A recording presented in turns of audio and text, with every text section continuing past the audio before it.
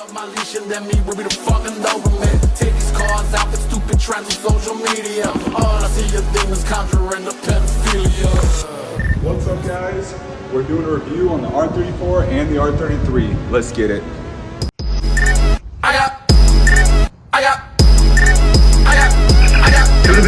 40 up my hip, I got a 30 up my nose, I got 20-inch rims, hold it down with 10 toes, I got 0 time for 5'9" is the gun. All right, what's up, guys? Austin from Tasty Garage here, and we have an R33 and an R34 right behind me, and we're gonna just review them, show you similarities, differences, and all the cool stuff about them. So let's get into this. So I'm gonna just give you some facts about these two specific cars. I mean, usually if you're watching a video like this, it's gonna be between an R34 GTR and an R33 GTR, which might not be the case for most R33s and R34s. If you're looking to buy one, these are both pretty affordable. You can get them around $10,000 to $20,000 for either of them. If you're getting the sedan, if you get the base model versus a little bit nicer model, they're somewhat affordable compared to a GTR. So the R34 that I'm reviewing is a 25 GT turbo. So it's got an RB25 Neo turbo. So this one will be nicer than this R33. The R33 is a GTS. So this is gonna have the RB20 single overhead cam. So it's not the dual overhead cam. So they are both automatic. The reason is because it's kind of hard to find a manual sedan. It's a lot cheaper to go in automatic, and I'd rather swap it out myself than having it swapped in Japan. So these are both imported from Japan through Methodautogroup. I'm gonna put their Instagram right here. Visit them if you wanna get an Skyline, a Chaser, honestly, any JDM car, hit them up, they'll help you. They're super, super cool, easy to work with. So the key differences between these two cars is their engines, but I don't really wanna go over that. I wanna judge them based on if they're equivalent engines to each other. The reason is because this engine is the base model, while this engine is pretty much the second nicest, the one right under the GTR. We have an RB25 Neo Turbo in the R34 versus an RB20 single overhead cam non-turbo. So obviously the power difference is gonna be completely different. This one's slow and this one's quick. But let's just talk about the exterior, interiors, and the differences between them and just discuss the sedan. So let's say you're just getting into cars and you're looking, hey, I wanna buy a Skyline. I wanna import a JDM car. These two cars are honestly very, very good for the price. So you may think the R33 is so much cheaper than the R34, but to be honest with you, I'm seeing R34 prices for the same price as an R33, given different trim levels, different conditions, miles, and things like that. But you can honestly pick both of them up for about 10 grand in Japan. You can spend about 30 grand, get yourself a coupe, not even the sedan, maybe even a manual, maybe even turbo if it's gonna be a little bit more clapped. But honestly, they're not crazy priced like the GTR. And the R33, you could buy them clapped for under 5 grand, but then you still gotta import it. So you can get them for like 8 grand, somewhat beat up. This one's not in perfect condition, but I just wanted a cool daily driver to slam, and kind of did that. I just got coilovers and decided I wanted to be able to be drivable. So the first thing I want to discuss about the differences between the sedans is that this car is much smaller than the R34, in my opinion. This, to me, still looks like a coupe that was made into a 4-door, while the R34 looks like a sedan. This car looks big. It feels big when you're driving it. That feels like a 240SX. This feels like a sedan. It feels big. It's got a big trunk, it's got a big hood, and inside the car feels big. We can take a look at the interior. So here's the back seats. Still not a whole lot of leg room, but I sit all the way back. But the head space is definitely better. So sitting in the back, my hat does touch, but my head does have room. I'm sitting all the way up and my head has room in the back of here. The back seats feel like actual back seats of a sedan instead of being cramped in the back of a coupe. The R33 interior, if we come in here, so this, I don't fit very well. I'm hitting the top. Like, look at, I'm not even hitting this part. I'm hitting window, just the roof loses probably a good 4, 5, 6 inches of just, it's not there. So now I'm just touching the glass. It feels like a coupe. It feels like the back of a 240SX. I'm squished back here. But what I've always said about sedans, 4-doors and everything, like, who cares about the people sitting in the rear? Because if you own the car, you're not sitting in the back, you're sitting in the driver's seat. So who cares about them, dude? They're in the back seat, whatever. Back seats suck anyway. So honestly, I wouldn't say don't get that car because of the back seats. Dude, you're getting a cool Skyline. Obviously, it's not a family car. So what I really like is these R33 headlights just look really good. I cleaned them up. I did the little polish on them.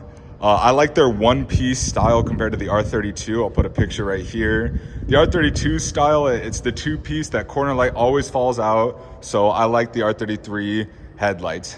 Obviously, everybody has their own opinions, but I think the R33 rear end is the worst out of the three, R32, R33, R34. This is definitely my least favorite rear end. I mean, it just kind of looks weird. I like the R33 sedan taillights. I like that it's all black right here. Look, if I show you a coupe right here, the coupe taillights look different than the sedan taillights, and I think this does look pretty cool. It's unique. You don't really see that. But it's just not, I'm just not a huge fan of this look. It's a little rounded, but it's pretty cool. I'm not saying this looks bad, but I'm saying it's the worst out of the three, R32, R33, R34. And obviously, this is the best looking taillights on, I'm pretty sure any car I've ever seen is the R34 rear end. I mean, it looks very similar to the R34 GTR coupe. I don't think you'd notice the differences between the taillights, but dude, these taillights look good. Obviously, it's got a little wing. This is still all stock. This is just because it's a little bit of the performance. It's the 25 GT turbo. So it's got a Nismo. So it's got a Nismo exhaust. I mean, it looks good. It's got these little side skirt canard things, the little wing on it. So it just looks a little bit better than a bone stock rear end on an R33 sedan. But these taillights, I mean, every single person knows these taillights. Even if they don't know cars, they're like, whoa, that's a cool car, I know it is. Versus that could be a Camry, it could be anything. But it's just still cool because it's a Skyline and it's not crazy price. You're not dumping your entire life savings into a car if you're getting a sedan. And so even the R34, you're still not gonna be crazy price. I mean, some people watching this, 10 grand might be way too much for a car, but if you know cars, if you're into cars, dude, cars cost a lot of money. So to get in a sedan Skyline is honestly not too much money compared to what these GTR prices are, what these manual coupe prices are, trying to sell them for 80 grand, 100 grand. You can get these for about 10 grand. And I'm telling you that right now. They might not be perfect. They might have some rust. They might need some engine work, but you can do it. All right, so let's go into the interior of the R34. All right, so here is the dash of an R34. This is aftermarket. This came from Japan. I honestly haven't done anything to this car. I've just recently got it. So this is a cool little ugly turbo gauge. If you see that it still has the PRND prindle on a manual car, that means it was just swapped. You have to swap the, oh, you don't have to, but I mean, if the dash is swapped, then it won't have that. But this is what it looks like. Let me start it up. Starts up real easy. And so it's got a cool little, looks like early 2000s, late 2000s stereo. I wish it had Bluetooth or I'd keep it, but right now I just have a little Bluetooth connector so I can still listen to music. Pretty sick. It says hi or something in Japanese. But I have not done anything besides put this little Bluetooth for 10, 20 bucks just so I can listen to my music through the radio. It doesn't sound great, but that's how I do it. So it's got 123,000 kilometers on here. Everything works how it should. I really like this car. I'm not a huge fan, but it is really sick that it has the Tiptronic shifting. It's pretty cool. So you go up, down to change gears. You have to hit this button right here. So it goes to steering wheel shifting. So it's like paddle shifters, but right here. I think it was popular in the early 2000s because I know Porsche had it, but I don't know. But it's pretty sick. Everything AC works on both cars, which is a huge plus. I mean, here's what this doesn't look great. This still to me looks like the freaking early 90s, which this car is a 98, so it is now 25 years old. This shifter, I mean, this just looks late 90s, early 2000s. I don't think it's like great looking. It kind of just is a little ugly, but it's all right. I mean, the interior is pretty cool. So here's what the door looks like. So sitting in here, it is a pretty cool car. Definitely daily, like a cool daily. So here we have the R33, and if you've ever been in an S14, this looks very, very similar. I'm assuming that the R34 looks similar to the S15, but honestly, I've never been inside of an S15. But here's the shifter. I mean, I honestly like this better, but I think it's just because I like almost the 80s, early 90s.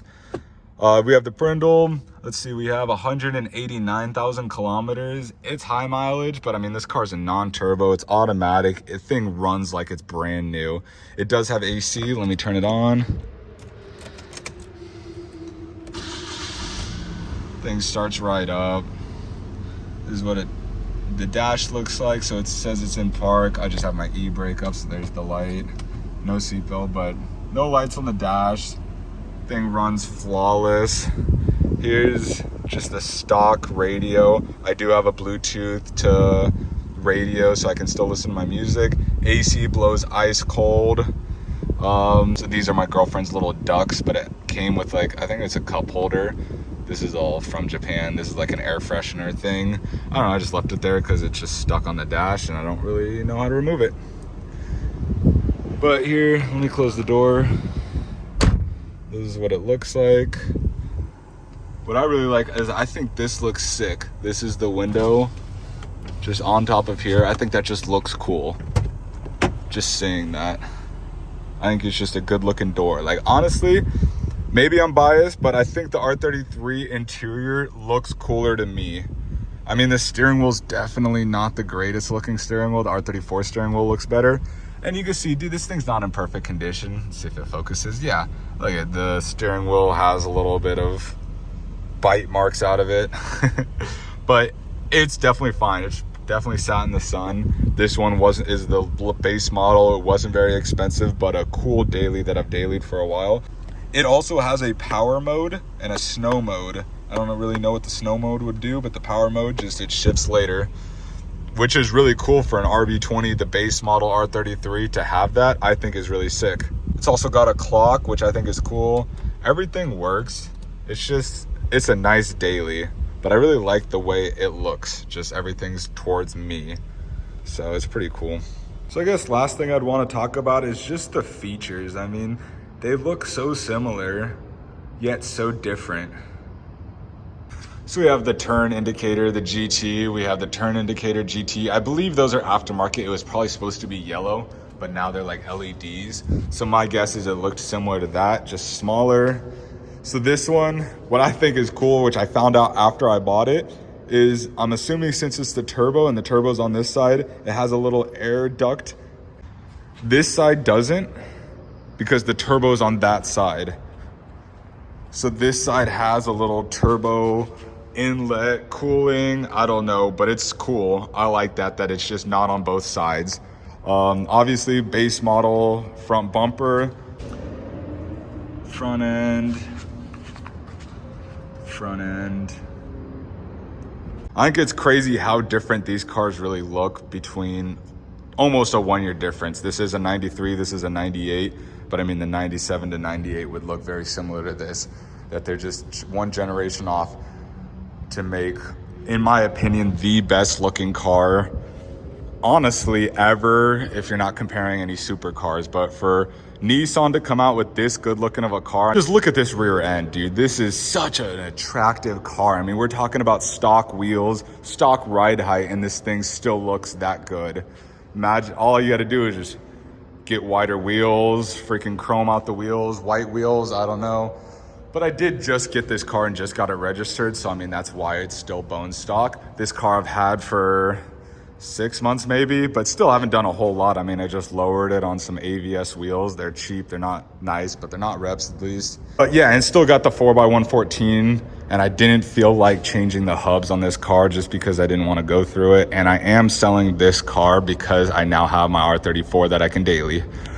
So if you are interested, and if it's still for sale, buy my R33 and you don't have to wait to get an imported one from Japan. So if you're looking to just import a car from Japan, Skyline, I would just suggest the R34 Sedan because you can get the base model for pretty cheap. I'll put some screenshot of prices right now of, it's May 2023. They just came out, the 98 just became legal to import. So if you're looking, you find a good deal on a 2000 or 2001, there's a reason why it's a good deal. It's because it's not ready to import. So look for a 98, maybe a 99 if you're watching this video a little bit later in 2024. The R34 is such a good car. I mean, the look of them, the motor, everything about them is so nice. While the R33, hey, maybe they'll get even cheaper by 2024, 2025. You might be able to pick them up for $5,000. Who knows, but I would suggest staying away from that and staying around that 10 grand price. But you can pick both of them up for 10, 15 grand and get yourself a good, sick daily. A four-door Skyline, who wouldn't want that to daily? We also have these sick t-shirts for sale. We got the Tasty Garage with the VSK app. We got my 240 and Kyle's Datsun on the back of it with the Pier. We were selling these at Formula Drift Long Beach and people went nuts over them.